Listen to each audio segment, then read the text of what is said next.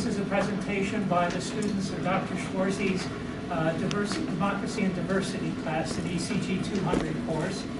And I'm looking forward to hearing all the program myself. And it's going to be moderated by Sarah Zarmowski. So let me turn it over to Sarah.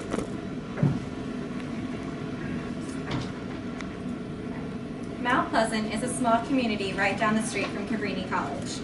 Most people do not recognize it as a community, but only as another neighborhood. Many people in the community have lived there their whole lives, or have married into the family that lives there. This community was very close and spent most of their time with each other. It was a place where people felt safe and knew they could trust their neighbors to watch their children play if they cannot keep an eye on them, and vice versa. It was a place where people could have a barbecue and not have to send out invitations because the neighbors already knew they were invited. It was a place of smiles, laughs, and beauty. But in recent years, developers have come into the community and started buying up the property. Once they tore down the houses, they abandoned the area and haven't done anything since. People have started dumping their trash on these abandoned yards, and there is even a property with a rusting truck on it.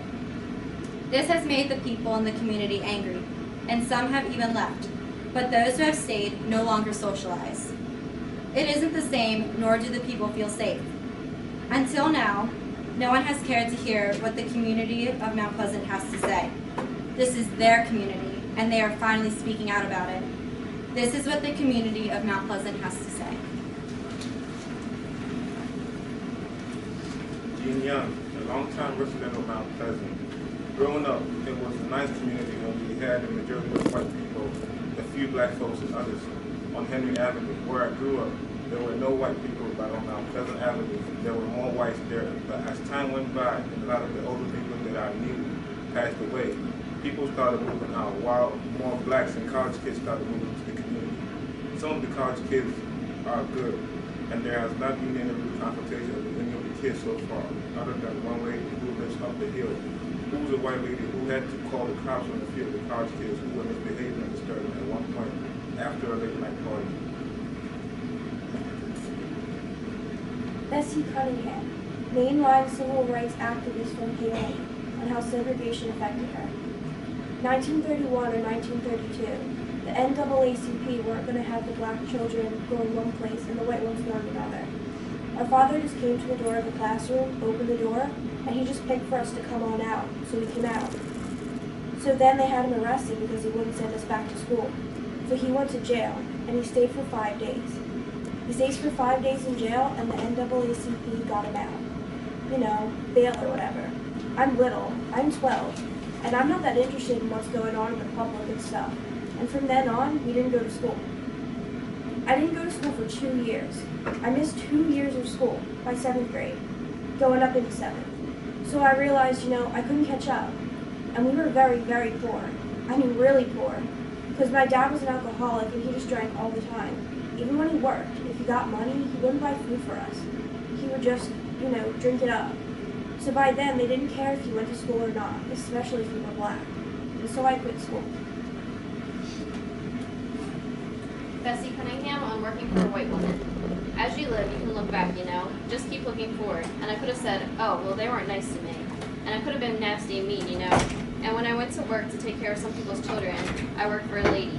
And she used to go away, and I used to stay with the kids so much that my own kids got jealous. And she said her kids would never stay with anybody else that worked for her. I worked for her for 5 years, 5 days a week. And she was like a mother to me. She taught me a lot about white people.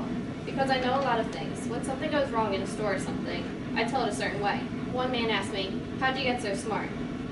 The man was in Strawbridge's, so I said, from working for white people, like I know all the dirty tricks you white people try to pull. And he was really shocked. I'm teaching my children to be better than I was, the way I came up. But not to hate the people who kept me down, but to go forward and to forget about those things. And do the best you can so you can go forward. You students can say, I learned from a lady, such and such. And you can say, I learned from a lady and she wasn't white. Or you can say, I learned from a black lady. Or you can say, I learned from a black and lady. You know what I mean? It teaches you not to say and do the things that some people do, but to see the way. I'm 91, going to be 92, and I've learned, oh Lord, if I knew the things I knew back then, I might have been Mrs. Obama. Alice King, longtime resident, now 93. I went to Coatesville High School, and I graduated in 1938. And then I came down here, because there was really nothing for work for women. So I had Aunt down here, in Mount Pleasant, and I babysat. I said since I'm here, I would go to Pierce Business School. After that, B. Altman's came here, to St. David's. And when I saw the advertisement in the paper one morning, I said there is my opportunity. I immediately got up from the breakfast table and went down to St. David's, and they hired me right away. I told them, I said, I have a young child in school, and he gets home at 3 o'clock, so I can only work for that time, because I have to be home when he gets home. They said, okay, we'll let you do that. When you can work full time, we want you for a department head. So I stayed with them from the time they opened until they closed. 40-something years. I helped them to close. Then I went to work in the Hallmark store in Stratford. They gave me a birthday party when I was 78 years old, and everyone came in and bought something that day. I had a big write-up in the paper. It was so much fun. They said I had retired 3 times. Alice King on Mount Pleasant. I do not like the way Mount Pleasant has turned out. One reason is because they have a lot of students living there now, and it just made a difference with, with those people having moved and with those students coming into those homes. It was a nice homey atmosphere, and it was just wonderful bringing the children up because they would just play on the streets. There were a few cars. It was really beautiful. Mount Pleasant is a beautiful, beautiful setting. Everyone knows everyone. For example, just about 3 nights ago, I got this phone call, and it was from a man who grew up with my younger son. They lived in Bethlehem now, and he said his mother was still living and she was going to be 100 years old. He said he would take me up to the party in April. Mount Pleasant is special. John Grant, owner of a trucking business, speaking on race and difference. It makes no difference where they come from. People are people. I mean, you're just a different color than I am. You bleed the same way I bleed. You sleep the same way I sleep. You gotta eat the same way I got to eat.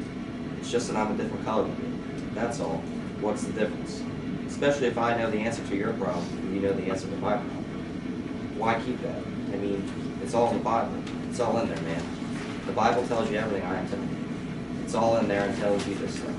Man shall get along with man. If you're going to treat this other man wrong, how do you expect God to treat you right if you're treating everyone else wrong? John Grant, on growing up in North Carolina. I came from North Carolina, which had the Klan. I came face to face with the Klan. All you had to do was listen to people talking, and you know who it was. They came to my house one night, and my parents confronted me. The only reason why they came is because we were farming on 2/3. The sharecropping rule of 2/3 is 2/3 are for the sharecropper and 1/3 is for the owner of the land. And my father was doing good on that farm. When I say good, I mean to the point where he had a farm for 2 or 3 years, and we were able to go out and buy a tractor. The average farmer still had mules, like up in Lancaster. They, the white farmers, had mules. Farm tractors were made, no one could go out and buy them. And now here's this black man showing up with a tractor, and everyone around him is still using mules. What is this? What is going on here? So they sent out the plan, and they made the guy who owned the property sell it, meaning we had to go. Bessie Cunningham on Human Kindness. I'm old, 92, and I don't walk up straight and I walk slow. People, a man especially, and some women will walk in the store and just let the door go right in your face. I don't remember where I was, but I never forgot it. I was going up to the door and the guy came running from the way back, but he came up and he held the door and I said to him, "Are you holding the door for somebody?" He said, "Yeah, for you." And I said, "Where were you?" Because I saw you running from the way back where? And he said, "I just saw you walk and I know you're an older lady and I just wanted to hold the door for you." So you see, he was a white boy. It's just really who you were raised by, because there's some people that are just awful and there are others that are really nice. Don Brown, longtime resident on racism. When I went to elementary school, I had several accounts of racism. We had to walk 1.5 miles to our bus stop, up Mount Pleasant, up Upper Gulf. I had teachers who made comments that were not very nice, but I would say it wasn't maliciously done, but they didn't know better as I look back now. I was friends with a lot of girls in high school. When I went to the South, it was more prevalent. You had a colored movie window and a colored entrance. We had the water fountains for whites and the water fountains for the colors. And I didn't experience this, my brothers did. He was sitting in an ice cream shop not knowing you could sit there. When they ordered, they were asked to leave. Fortunately, in the South, my mother's family My mother's family in the South, her father was so they were well off, so they didn't have to make efforts to arrest my brother because they knew my grandfather. Some people didn't like when we walked down some people just didn't like when we walked uptown and families called us niggers. But our upbringing, because of our upbringing, we did not retaliate. Being who I am, when you know better, you do better. I'm not condoning it, but it wasn't the right thing to do. My upbringing, we didn't fight back, but some people did, and I'm not saying which is right, but I know the experience. It went over my head at the time, but I did experience it, and it didn't affect me negatively as how I felt towards others. And I am at the point in my life when I do not see color, but there's always a shift in consciousness, and that intense hate people had, the goodwill will always come out on top. Donald Brown on changes in Mount Pleasant. We sold the house, having seen other generations die off, gone and sold their homes. In this part of the township, there was no zoning law to prevent buyers to come in and sell. Everyone had the opportunity to come and buy the house. Not saying I'm happy about them coming in and buying all the houses, which were given away from other families, but once on the open market, anyone can buy it. I heard comments about how it's a shame a house didn't stay in the family, but I don't live in Mount Pleasant anymore. My sister didn't live in Mount Pleasant anymore, and neither did my older brother. So I think someone who had a house bought it, and I thought he was gonna move in. It was on the market, so anyone could buy it. I do believe it's the responsibility of the landlord to maintain order, and to a certain degree, a family environment. This started happening in Mount Pleasant years ago. Daniel Galloway, grew up in Mount Pleasant community. There are 3 streets to Mount Pleasant. There's Fairview, Mount Pleasant, and Henry Street. We're comfortable. We're okay. Every now and then there's going to be an issue, and that goes for anyone. I think the right attention would be a good thing. People don't understand. Miss Maisie B. Hall, the school teacher who died 10 years ago at age 104, and everyone else here did a lot for Mount Pleasant. We had the community center when we were there. It would be nice to have another community center for kids to go to. But do we get more attention when it comes to a bad situation? Well, yes, because I'm sorry to say, we're a small black neighborhood. But we keep moving. We are so used to it that it doesn't even bother us. We make the best of any situation. That's it. Danielle Galloway on race. There have been families, white families, that have grown up in Mount Pleasant and who still have homes in Mount Pleasant. The gentleman down the street, I grew up with his kids. I've known this girl since I have been little, and he has known me since I have been little. When he did his sidewalk, my handprints are still there. I don't have a problem with this. I don't have a problem at all, unless someone comes off as disrespectful. Then that's when it turns a whole lot different. Other than that, I can care less. You deal with the situation at hand, and people continue to be courteous. As long as that happens, I don't have a problem with it. I guess I don't really see black and white like that, because it is what it is. I don't care what color you are. Tanya Williford, a teacher at Lower Marion High School, on changes in Mount Pleasant. As a teacher, I am used to change, and the changes in my neighborhood are to be expected. My neighbors are moving away. Older people die, and their homes are being bought by developers and then abandoned. The lots become eyesores.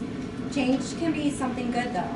I have no problem if the students who move in or the developers who buy a property maintain it. I would embrace that kind of change. But the children of the longtime residents don't stay. Only time will tell if it's a change for the better or the worse. It's up to the longtime residents. It's up to the college students. It's up to anyone who gives a damn. And if you knew Mount Pleasant, you would give a damn. Tanya Williford on community.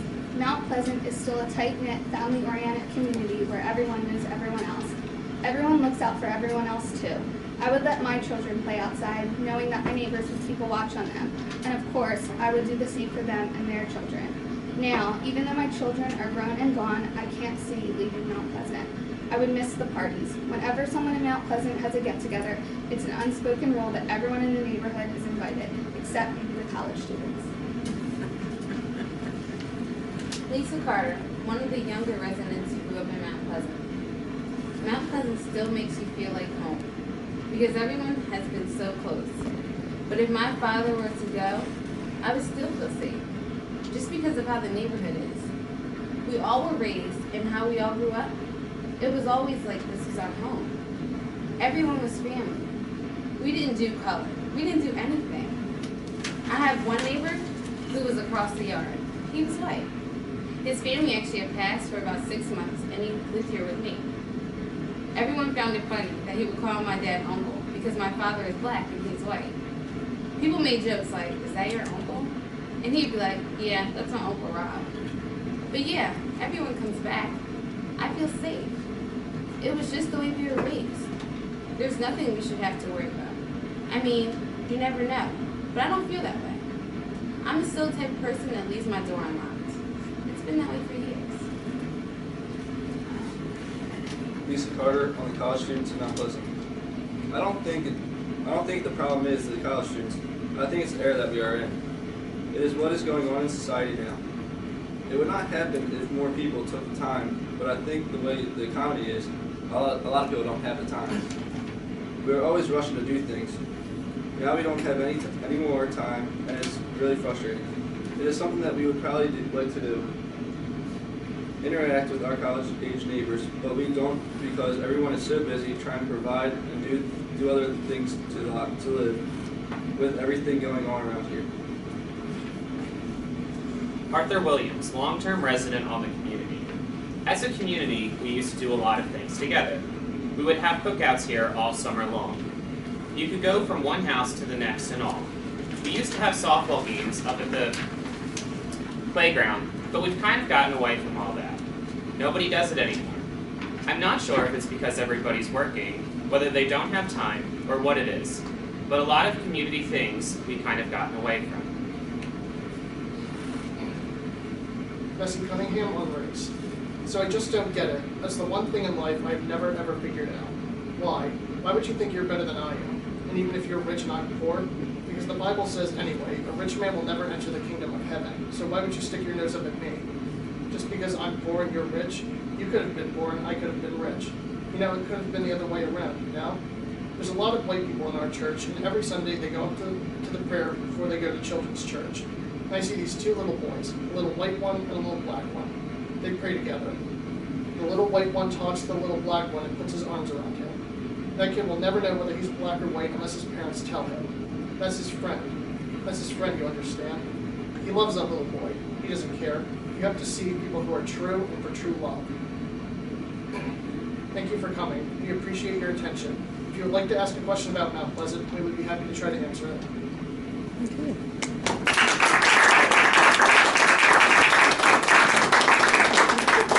What kind of questions would you like to ask? This is the second year I've heard a presentation about Mount Pleasant, and the second year that this course has focused on Mount Pleasant, Dr. Schwartz? This is the end of the third year. Third year, okay. Do you have any sense of what the impact may be on the community of the fact that you are going in and studying it and becoming and people who interact with these folks? I definitely think that it's kind of reinvigorated the community. I think a lot of people kind of felt for a long time like here they are, like this 3-street concentration kind of pushed off to the side. Radnor, Wade, King of Prussia. It's very kind of confusing with street lines and everything up there. But I think, the fact is a lot of the residents are older, 65 and above. You do have some of the younger families, but they don't really know what kind of the tradition of the community is, and they don't really appreciate it. And now that we're coming in and kind of, we're realizing how important this community is and the impact it's had on not only the civil rights movement in Philadelphia, but other aspects of the community building. And I think it's definitely kind of it's been something like for the residents to be, people still care about us. It's we don't have to be like a really rich community or have a really good football team or something like that. I think people see that they have something special there that a lot of these, big name communities don't have. And I think it's really kind of re-energized them, really kind of help them to, not that they forget, but kind of remind them of how important they are to this area. Thank you. Maybe a follow-up on Dr. Stratton's question. Do you get a sense that when people are able to tell their story, they have a sense of pride in doing that, they look forward to doing that, and especially older folks? I think we all like to tell our stories, but I'm just curious about how you felt when you were interviewing and talking to folks.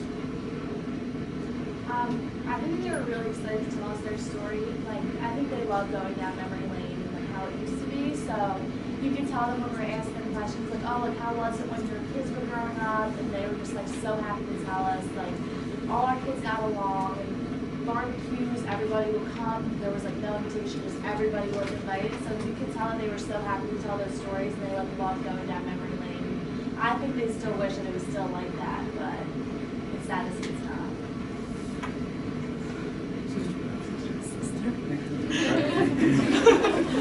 I don't want to go before a sister, but first of all, thanks. It was very obvious you've done some very deep listening, and that's what somebody just told me the other day. One of the essential life skills is being able to do that kind of listening, and that was very obvious in your work this semester. There's a lot of talk about race and a lot of books on race and some historical stories about race.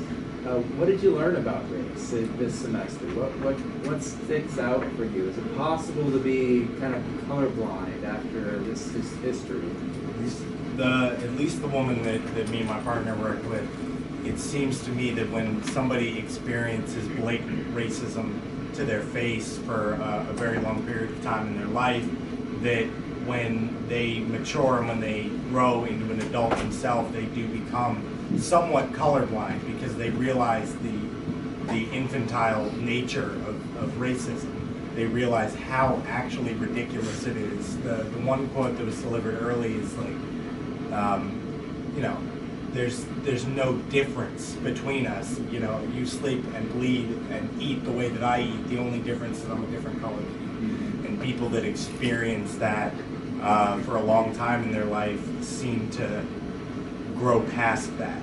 And it's something that at least the woman that I worked with was not appalled by. She knew why it happened, but she had grown past that. She didn't see it anymore.